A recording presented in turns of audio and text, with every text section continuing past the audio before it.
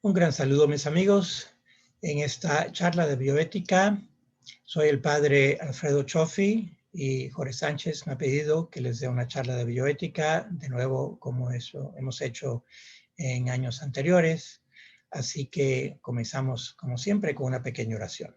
En el nombre del Padre, del Hijo y del Espíritu Santo. Padre de bondad, venimos ante tu presencia, Señor, en el nombre de Jesucristo, tu Hijo amado. Pedimos humildemente que envíes tu Espíritu Santo para iluminar nuestras mentes y corazones, de poder discernir tu voluntad en nuestras vidas. Pues sabemos, Señor, y estamos convencidos de que tú quieres lo mejor para cada uno de nosotros. Te pedimos muy especialmente que envíes tu Espíritu Santo en este momento, en esta charla de bioética, para que podamos comunicarnos sobre todo la bioética de principio, que es la bioética católica, que nos sirve para analizar los temas de la vida y los temas del medio ambiente, que son todos temas muy relevantes en este momento. Muy especialmente en esta época, Señor, te pedimos por aquellas personas que están más necesitadas de tu divina misericordia. Y esto lo hacemos en el nombre de Jesucristo, nuestro Señor. Amén. Del Padre, del Hijo y del Espíritu Santo.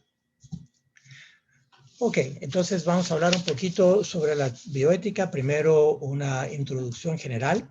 Fíjense que es una palabra compuesta, bioética, y está compuesta, unida, de dos disciplinas o dos campos que en principio no tienen nada que ver el uno con el otro. Por un lado está la biología, que es el estudio de la vida natural, orgánica que existe en esta tierra, es decir, una ciencia empírica, lo que llamamos la ciencia empírica, lo que se puede medir. Se puede medir el metabolismo, etc. Por otro lado está la ética, que es una de las 5 ramas de la filosofía y que no es una ciencia empírica porque la filosofía es sobre el razonamiento humano y no es que se pueda medir con ningún instrumento. Así que combinando estas dos disciplinas, llegamos a la bioética, que es interdisciplinar. Es un campo interdisciplinar que es bastante nuevo y se trata sobre temas contemporáneos de ya sea la vida humana por un lado o el medio ambiente por otro lado. Entonces, una definición, digamos, funcional sobre la bioética sería lo que se debe hacer con respecto a lo que se puede hacer en cuestión de la investigación científica, la medicina y la tecnología. ¿Verdad? Lo que se debe hacer con respecto a lo que se puede hacer. Es decir, que se pueden hacer muchas cosas, por ejemplo, en laboratorio en este momento o en el campo, se pueden hacer muchas cosas tecnológicamente porque tenemos el avance tecnológico para hacerlo. Pero la pregunta precisamente bioética es si se debe o no se debe hacer.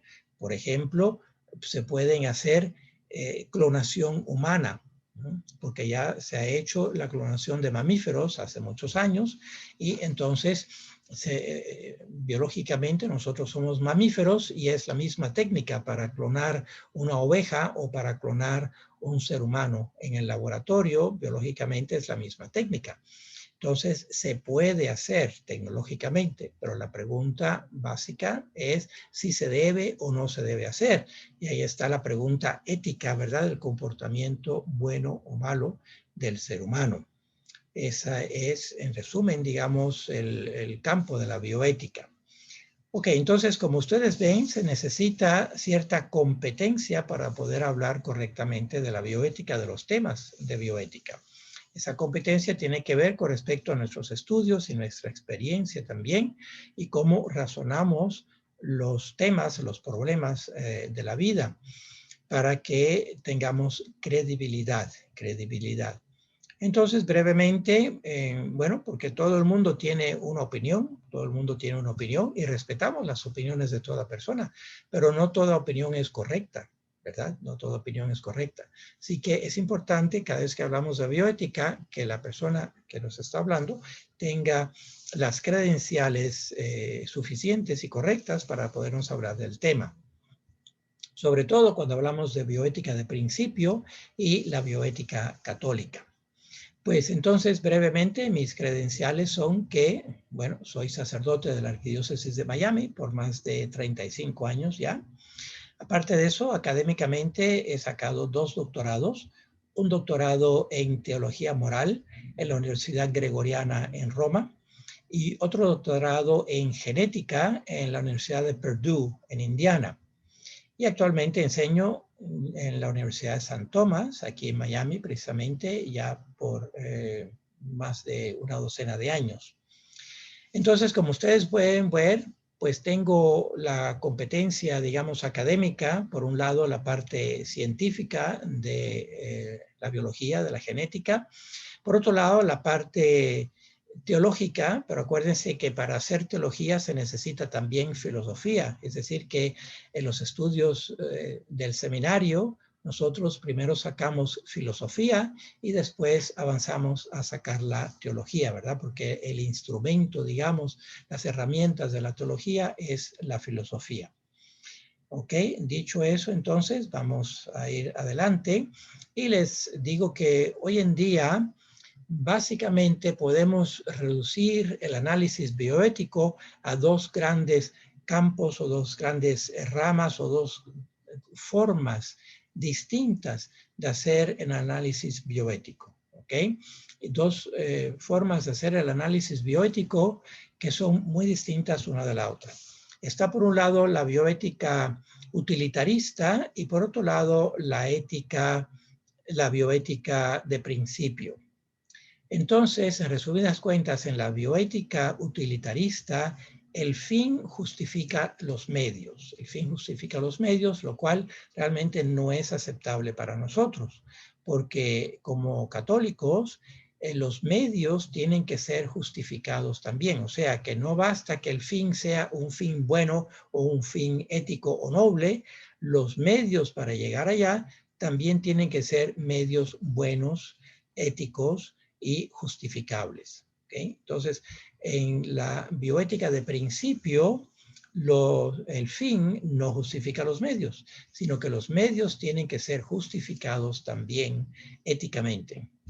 Esa es una gran diferencia entre las 2 formas de hacer bioética hoy en día, de hacer el análisis bioético, por un lado utilitarista, el cual no aceptamos nosotros como católicos, y por otro lado, la bioética de principio, que es la que sí usamos. Les voy a dar unos ejemplos, pero fíjense que en la ética utilitarista nos dicen cualquier medio que logre el fin que quieras lograr, pues es justificable siempre y cuando el fin sea bueno, pero no rompas la ley, no quebrantes la ley. O sea que la ética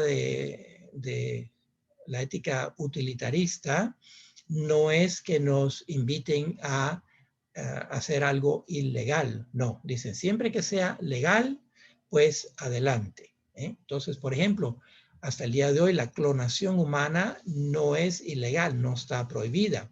Y por lo tanto, entonces, hacer clonación humana pues sería ético para los utilitaristas, pero no es ético para los eticistas de principio, porque los medios que se usan para llegar a ese fin son medios inmorales, son medios que no son éticos.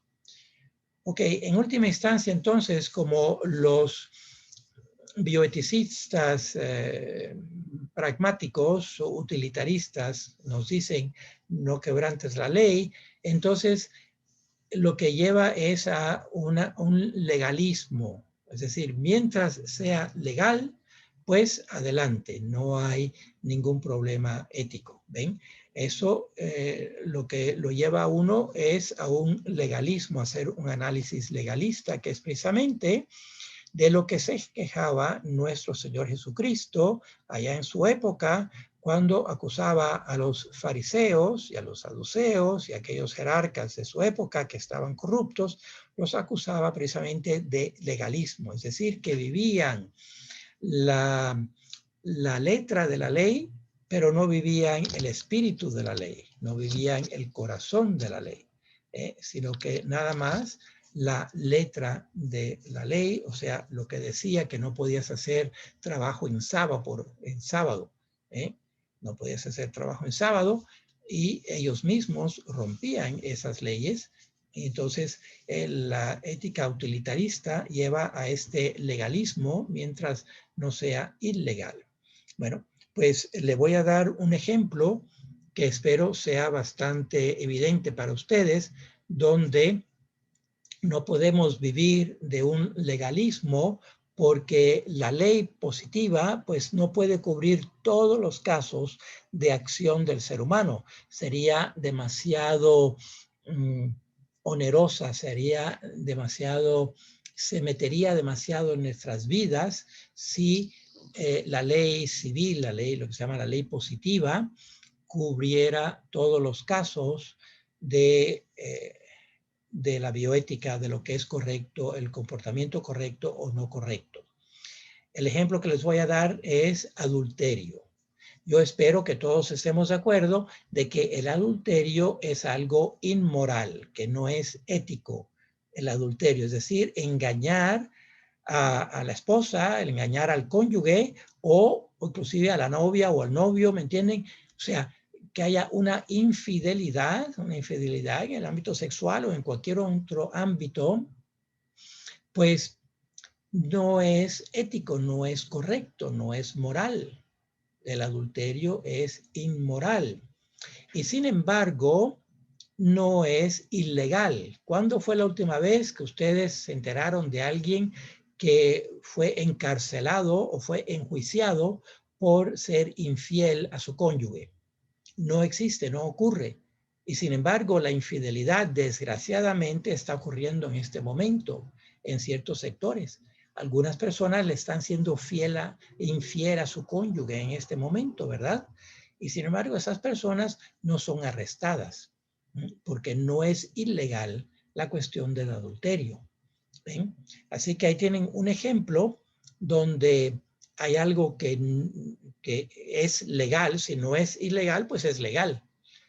Algo que es legal, pero que no es ético. ¿Me entienden? El mentir también, mentir. ¿Cuándo fue la última vez que ustedes se enteraron de alguien que fue arrestado por mentir? No ocurre. Y sin embargo, no es ético, no es moral el mentir. Solamente la única forma en que es ilegal es en perjurio, o sea, cuando uno está bajo juramento en un juzgado o algo así, ¿verdad? Pero fuera del perjurio, o sea, de algo que es precisamente legal bajo juramento oficial, pues no es ilegal el mentir. Y sin embargo, no es ético, es inmoral. Y la gente, desgraciadamente, miente todo el tiempo. Y sin embargo, no son arrestados, porque sería imposible arrestar a toda esa gente que está mintiendo. Estarían abarrotadas las cárceles, desgraciadamente. ¿Me entienden? O sea que la ética de principio es una ética que va más allá de la ley, va más allá de, sobre todo, de lo que llamamos la ley positiva o la ley civil, ¿verdad? La ley elaborada por el ser humano. Porque si fuéramos a elaborar todas las leyes necesarias para regular el comportamiento humano hasta el último detalle, precisamente sería demasiado engombrosa, demasiado pesada la ley, y el gobierno, el Estado, se metería a supervisar todo aspecto de nuestra vida. Tendrían que poner cámaras en todas las recámaras, en todas las habitaciones de los cónyuges, para ver si el cónyuge o la cónyuge le está siendo infiel a su esposo o a su esposa o no. Y entonces habría que monitorear el comportamiento nocturno y la intimidad sexual de las parejas para ver si están siendo fieles o no, ¿me entienden? O sea que hay muchos comportamientos humanos que no se pueden estar vigilando todo el tiempo. Sería demasiado invasivo ese tipo de gobierno. Y por lo tanto, la alternativa es la ética de principio, es decir, que hacemos las cosas o dejamos de hacer ciertas cosas por principio, por valores, precisamente los valores éticos. Es decir, que yo estoy convencido por principio de que el adulterio o la infidelidad es inmoral, que no debo hacerlo, aunque no haya ley que me lo prohíba. No debo mentir, aunque no haya ley que me lo prohíba. Esa es la ética de principio, que es la ética católica. Como ustedes sabrán y se dan cuenta, pues es una ley, es una bioética más difícil, porque nos rige la conciencia precisamente. Por eso es que debemos estar formando nuestra conciencia y estos talleres ayudan a formar la conciencia precisamente para que podamos vivir de principios y de valores y no dejarnos llevar por el utilitarismo, por lo práctico, por lo que conviene o no conviene, y sin tener que justificar los medios que usamos para el comportamiento, para el fin que queremos obtener. ¿Okay? Bueno, ya que estoy hablando esto del legalismo y que he mencionado varias veces la ley positiva o la ley civil, vamos a hablar un poquito sobre la ley, precisamente porque la ética de principio también se basa en ciertas leyes, nos las sacamos así del aire, pero son leyes que vienen en última instancia de Dios como creador. Entonces, podemos hablar de que hay tres tipos de leyes. Está la ley divina, la ley natural y la ley positiva. ¿Okay? La ley divina es la ley de Dios, es decir, la ley por la cual Dios mismo se rige. Por ejemplo, hay ciertas cosas que Dios no puede ser. Dios no puede ser injusto, Dios no puede ser maligno, Dios no puede ser cruel o sádico, etc. Dios solo puede ser bueno. Y Dios es sabio, Dios es omnipotente, es todopoderoso, Dios es también omnisciente, es que lo sabe todo, ¿verdad?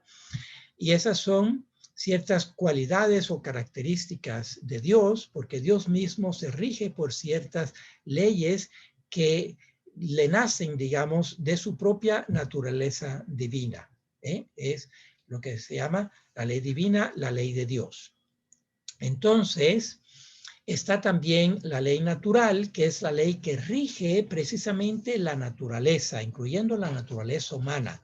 Es decir, aquí en la Tierra, lo que rige al nivel de la naturaleza es la ley natural, que es una expresión, es una manifestación de la ley de Dios.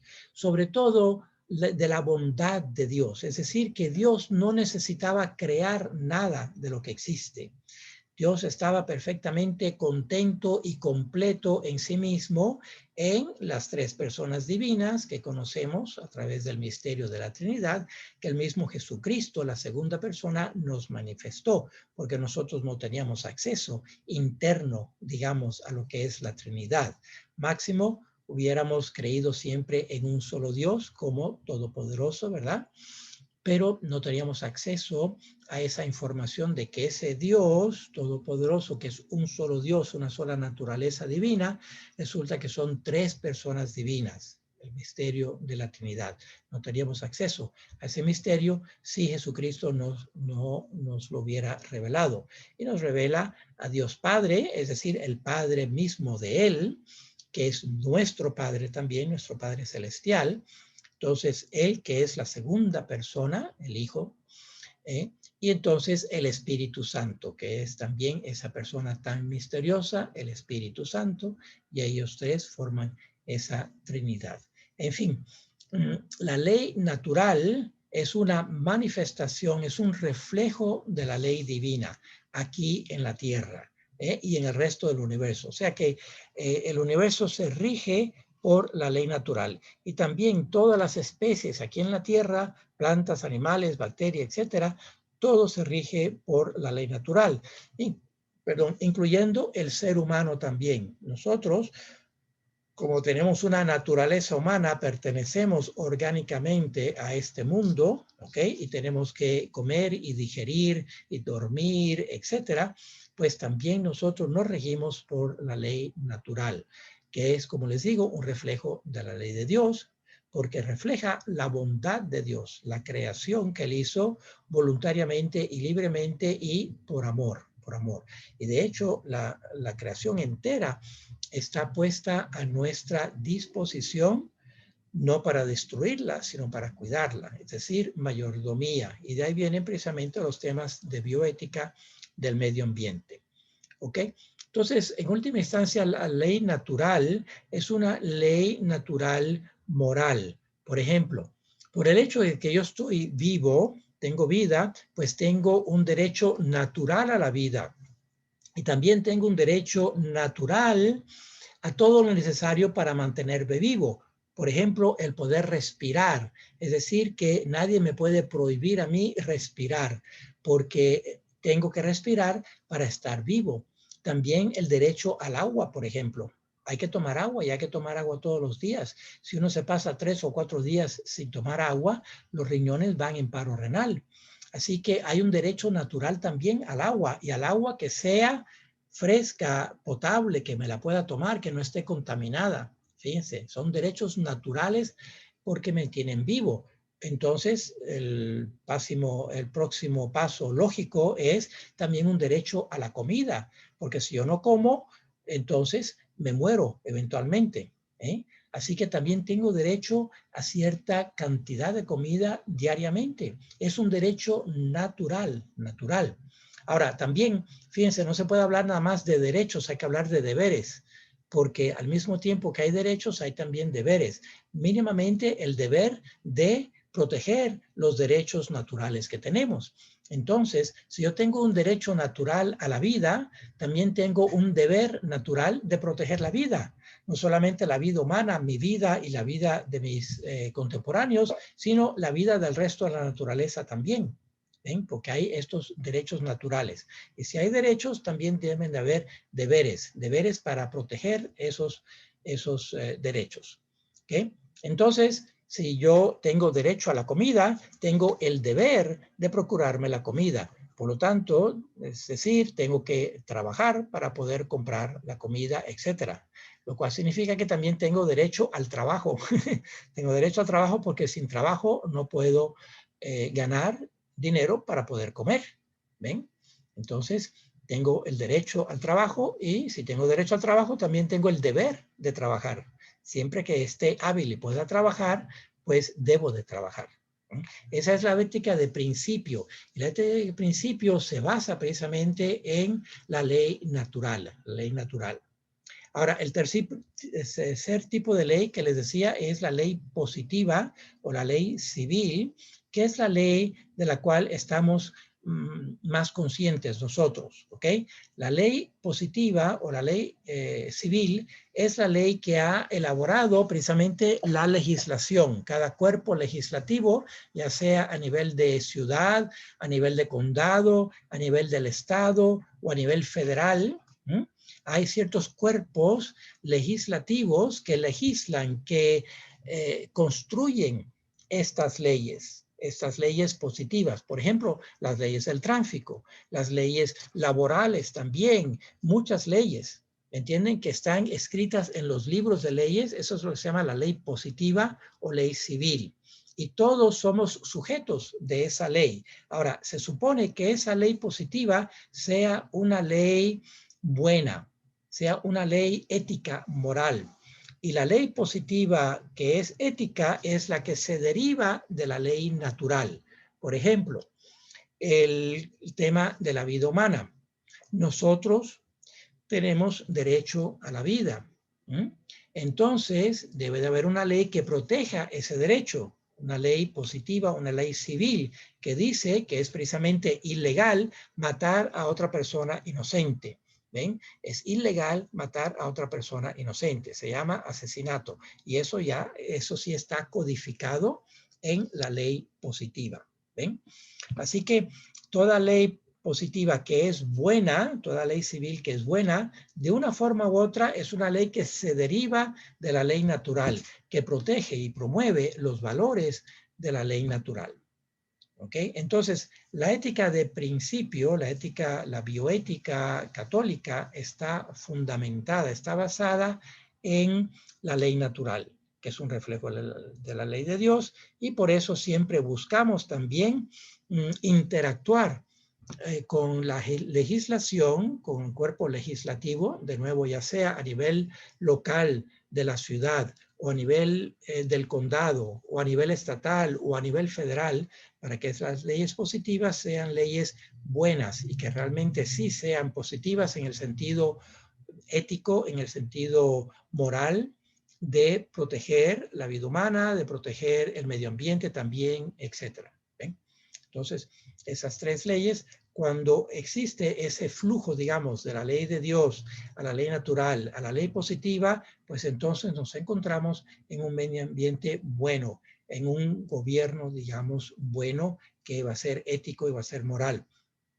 Hay ciertos desafíos porque vemos que en ciertos aspectos fundamentales en este país, con todo lo bueno que es y todo lo positivo que tiene algunos aspectos muy duros y negativos, como por ejemplo que no hay protección legal para los no nacidos. Este ha sido un punto muy duro de hace más de 40 y pico de años, desde 1973, cuando se legalizó, digamos, se legalizó el aborto en este país hasta los 9 meses, hasta los 9 meses. Ese es un concepto también que muchas personas no entienden o no saben, que se creen que el aborto es legal solamente en los primeros meses o las primeras semanas del embarazo. No, el aborto aquí es legal hasta el 9º mes. Es decir, que hasta que el bebito no saca su cabeza literalmente del cuerpo de la madre, no es persona legal, no es persona legal. ¿Ven? ¿Por qué? Porque no está mencionado en la Constitución Federal de Estados Unidos, en la Constitución Nacional. No está mencionado el no nacido. Y entonces, ¿qué pasa? Pues no tiene estatus legal. Antropológicamente es más que evidente que un bebito es persona humana 1 minuto antes de nacer y 1 minuto después de nacer. No hay diferencia. La única diferencia es la diferencia de localidad, ¿verdad? Que antes de nacer estamos en el vientre materno y después de nacer ya estamos expuestos a este mundo. O sea que antropológicamente no hay ningún cambio ahí. Pero el cambio legal es que, desgraciadamente, los padres de este país, los que diseñaron la Constitución americana, nunca se imaginaron de que una madre iba a querer matar a su hijo en el vientre materno, ¿ok? O que los médicos que la profesión médica iba a dedicarse a matar seres humanos en el estado embrionario dentro del seno materno.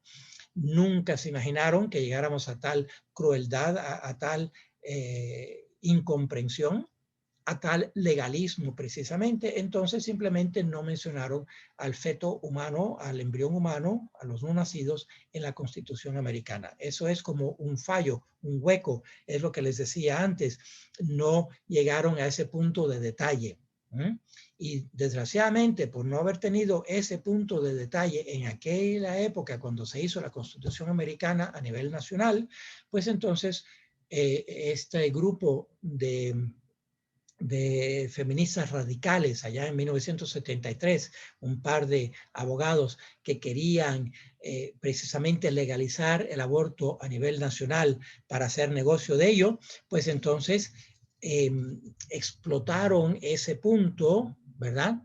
Y llevaron el caso hasta la Suprema Corte, y la Suprema Corte tuvo que admitir que pues no hay protección legal para los no nacidos hasta hoy en día en este país. Y por lo tanto, el aborto hasta hoy en día es legal durante los 9 meses.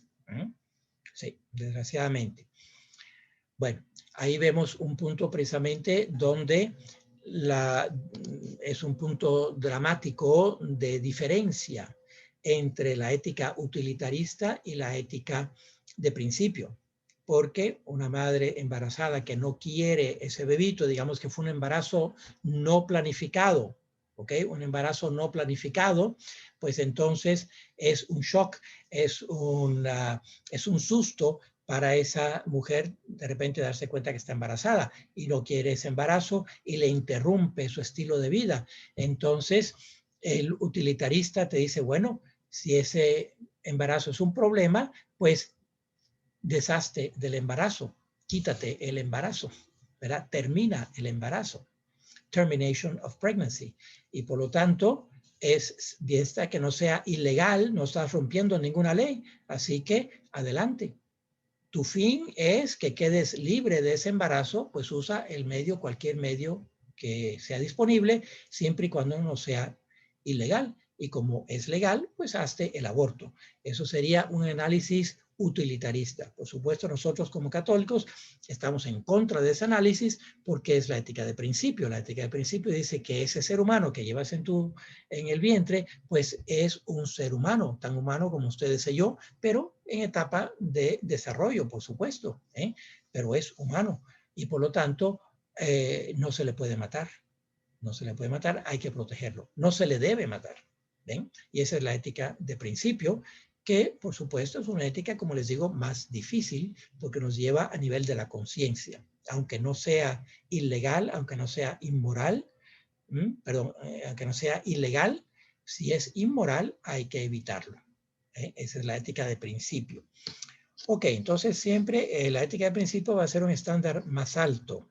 Y como es un estándar más alto, no es la mayoría de la población, sino que es la minoría de la población. Y siempre estamos, pues, remando en contracorriente. En la ética de principio estamos remando contracorriente, es decir, un poquito como el camarón. El camarón tiene que ir en contra de la corriente porque si no, se lo lleva la corriente. Ok, entonces regresando entonces a la bioética de principio de valores, fíjense que también influye mucho la tecnología.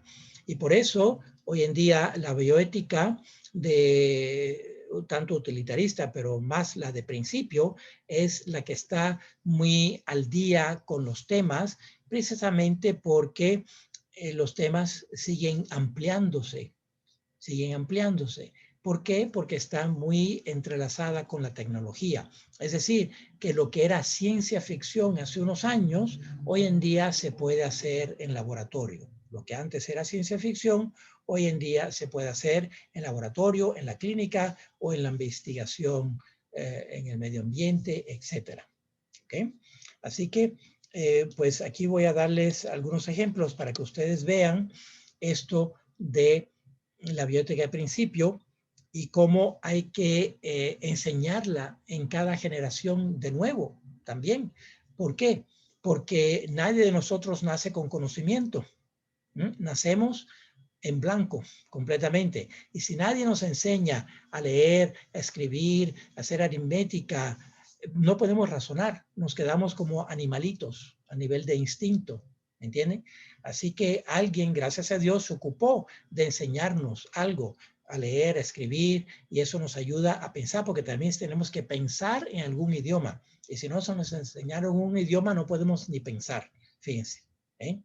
Así que cada generación hay que enseñarle también, no solamente las cosas prácticas de la vida, precisamente como leer y escribir y hacer aritmética, sino también los valores y los principios. Y si nadie se ocupa de enseñarnos valores y principios, nos quedamos, pues, a nivel de la ética, nos quedamos como animalitos y nos vamos a llevar por el instinto.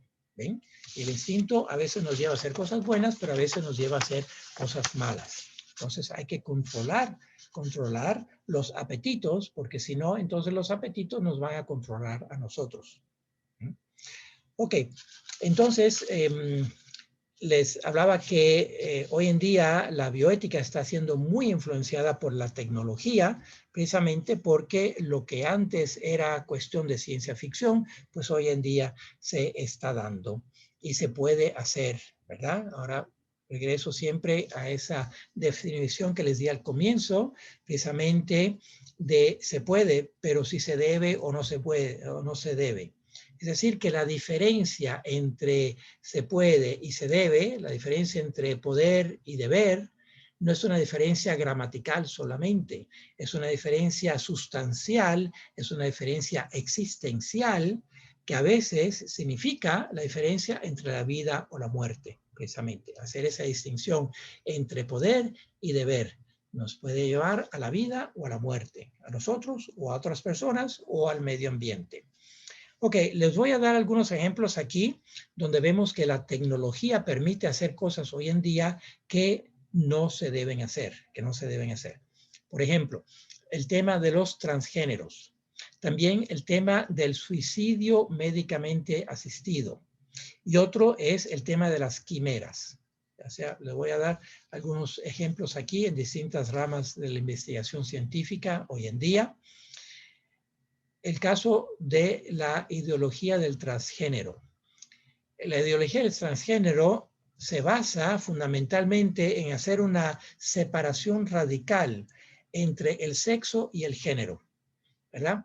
Entonces, esos que están convencidos de esta ideología del transgénero nos dicen que el sexo, sí, lo entienden, que el sexo es una cosa biológica que se determina por los cromosomas. Si tengo cromosomas XX es mujer, si tengo cromosomas XY o XY, pues soy varón. Y eso es a nivel biológico y eso lo entienden porque no se puede negar ni se puede cambiar nuestra genética que heredamos de nuestros padres en el momento precisamente de la fertilización, el momento de la concepción, que nos creó a cada uno de nosotros. Pero dicen, el género es otra cosa. El género es algo que la sociedad me ha impuesto a mí, que me llama varón o hembra en el momento que nací, debido a los genitales, debido a los órganos sexuales que vieron en mí, en el bebito o la bebita. Entonces, si luce como varón, pues es varón. Y si luce como hembra, pues es hembra. Entonces, pero ese es el género. Y ellos dicen, los de la ideología del género, dicen que ese género ha sido impuesto por otros socialmente.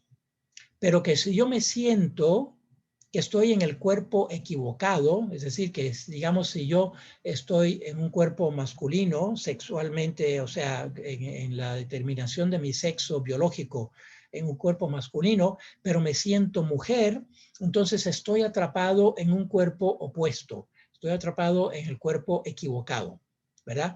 Y aunque mi biología es masculina, mi psicología me siento mujer y ese es mi género. Entonces, ahí está el problema con la ideología de transgénero, precisamente de separar el sexo del género. Es un error hacer esa separación. Sin embargo, como domina y predomina lo que yo quiero, y mientras no sea ilegal, no es ilegal, no es ilegal cambiarse de sexo en este país. ¿Sí?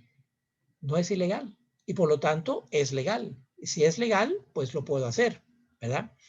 Y me tengo que encontrar un médico que me ayude a hacer esa transición, ese cambio, que me ayude a hacer la transición genética, sexual.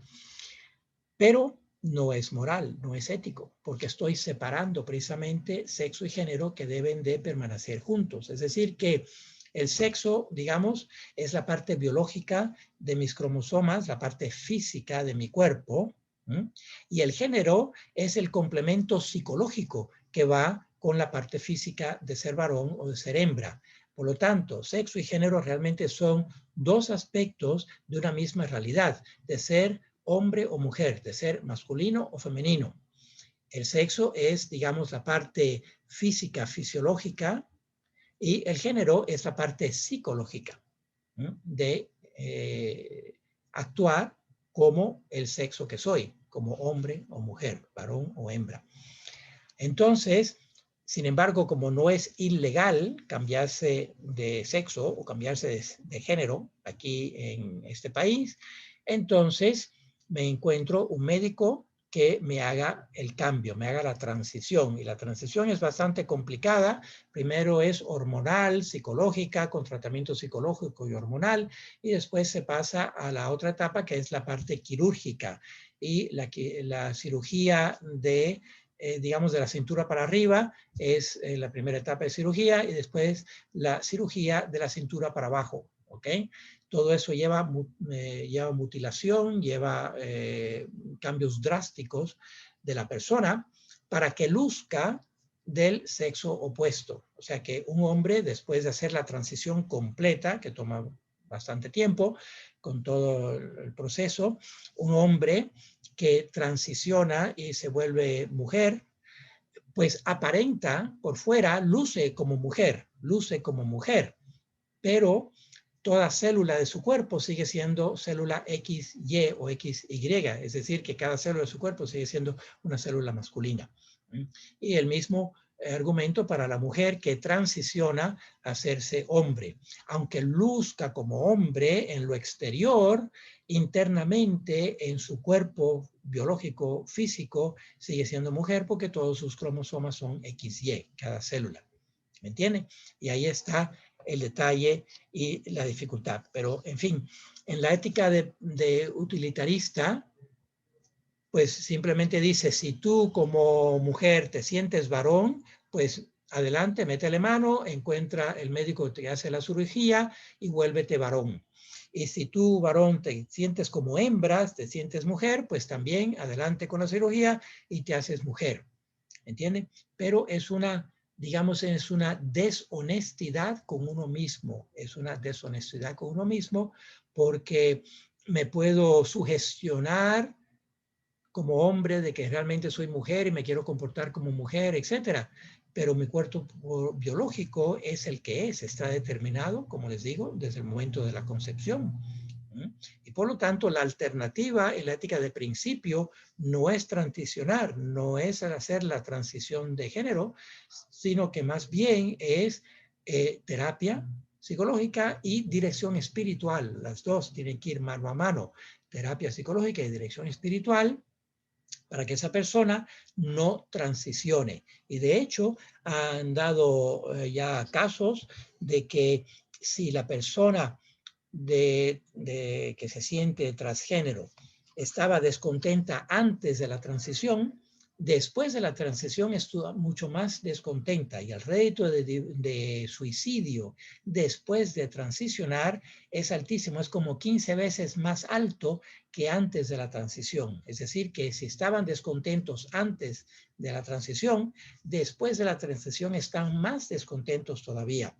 Y como les digo, el reto de suicidio es como 15 veces más alto, así que ahí tenemos ya un dato empírico, científico que podemos medir y por lo tanto todo médico honesto, cuando le pidan transicionar, le tiene que decir al paciente, mira, no hagas eso porque no es para tu bien, no es para tu bien. Después de transicionar vas a estar peor todavía.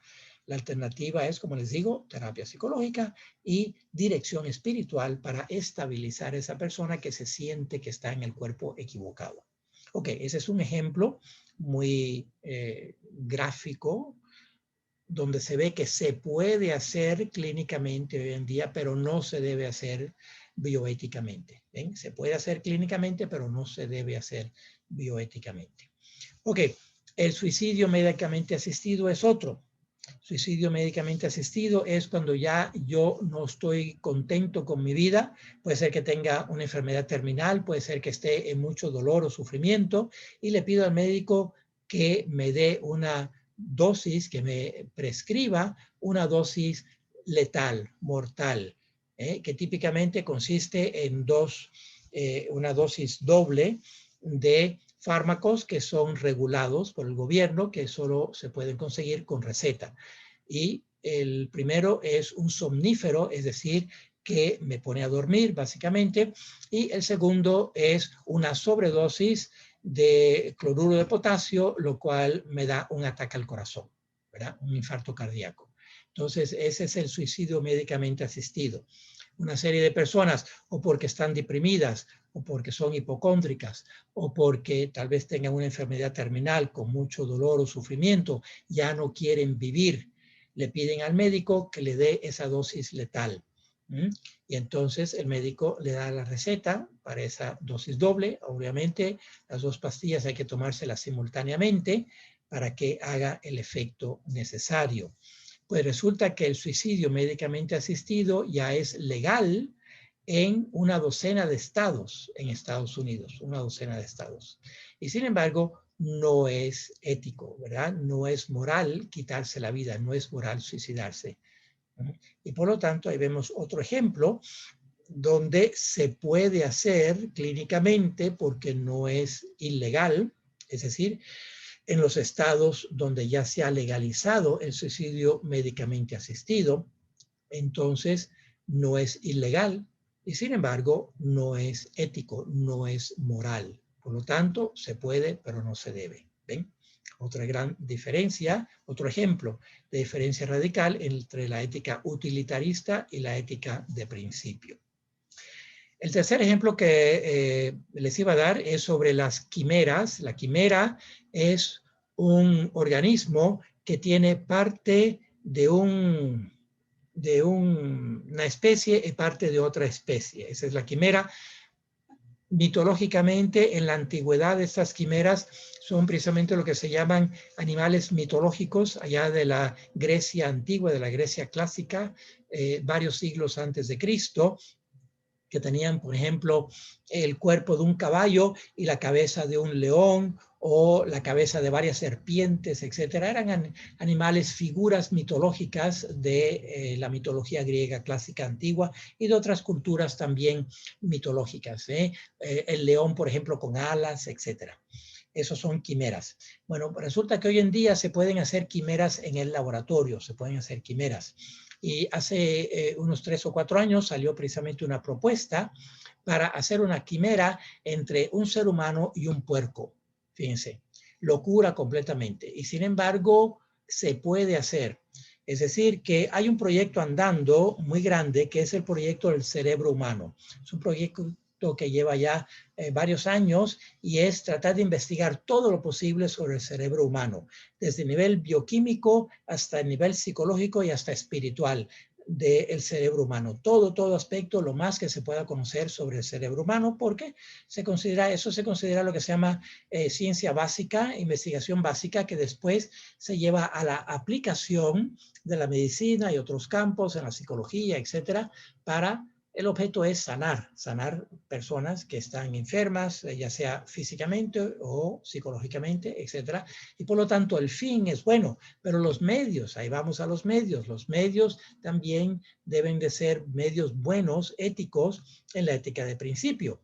En la bioética utilitarista, pues dicen, mientras que no sea ilegal, métele mano adelante. Y precisamente esta quimera fue una propuesta que salió hace unos años aquí en Estados Unidos. Precisamente en este momento hay un moratorio, es decir, un veto de meter órganos humanos en animales no humanos en laboratorio.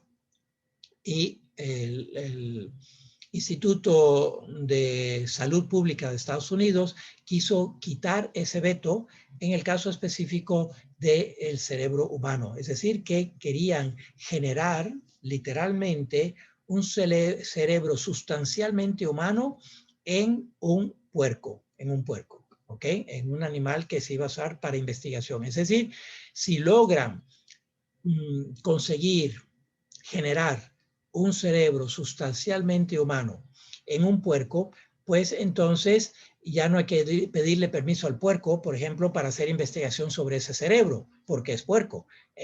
Mientras que si van a hacer investigación en un cerebro humano, en una persona humana, pues hay que pedir permiso, hay que tener consentimiento, y hay ciertos experimentos que simplemente no se pueden hacer porque son crueles o son ilegales, etcétera, ¿verdad? Pero si yo tengo un cerebro que es sustancialmente humano en un puerco, pues puede experimentar en ese puerco y no tengo que pedirle consentimiento ni nada porque lo único que tiene es el cerebro humano, ¿me entienden?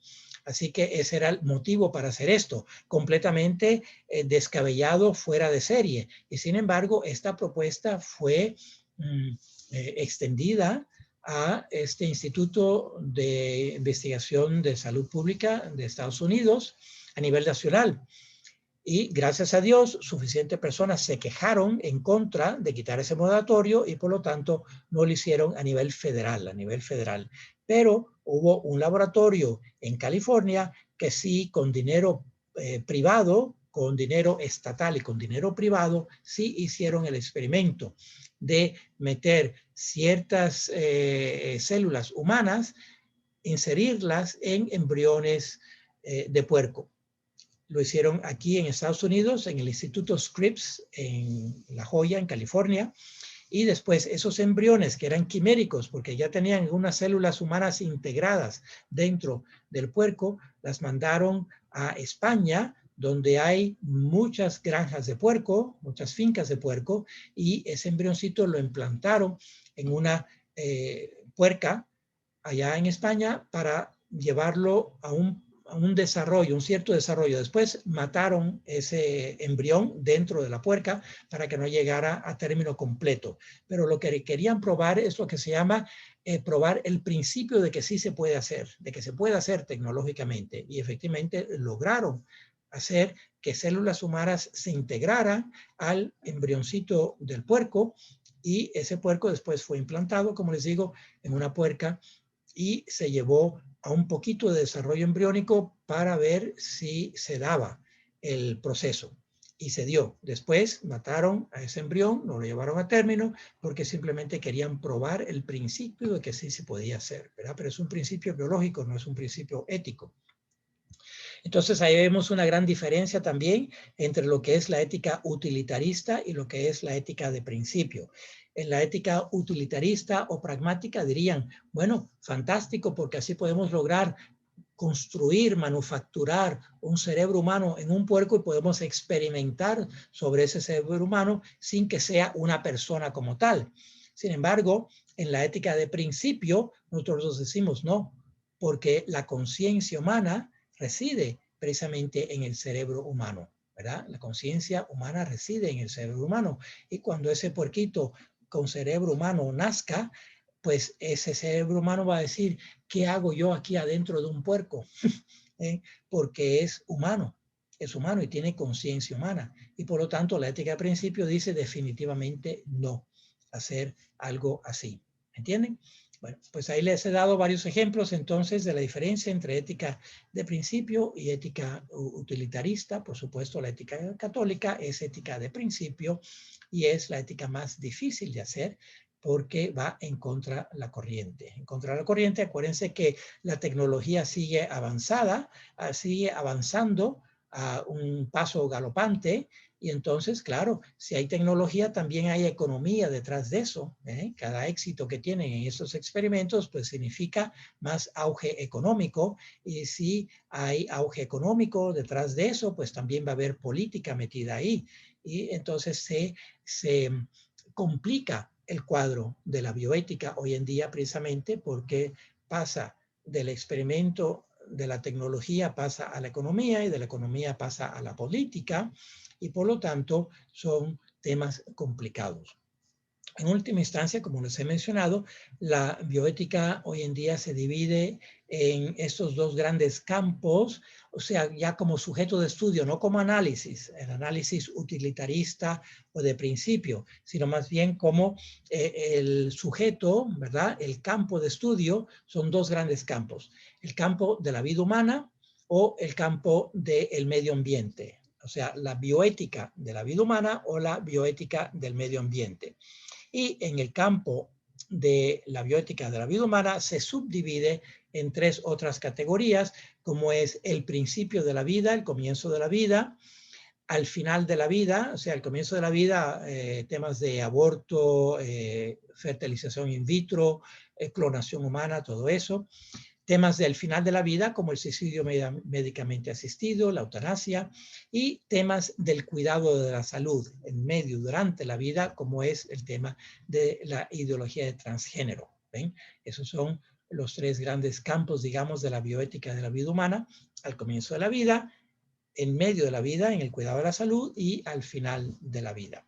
Y después los campos, los temas de la bioética del medio ambiente, que es inmenso, porque la cuestión del cambio ambiental, del calentamiento global, etcétera, cambio climático, la acidificación de los océanos, que el nivel del mar también está levantándose, que se están derritiendo los polos, todas esas, la contaminación y la cantidad de CO2 creciendo en la atmósfera. Esos son los temas de bioética del medio ambiente, que también tienen que ver con el comportamiento humano, porque somos nosotros los que estamos contaminando el medio ambiente.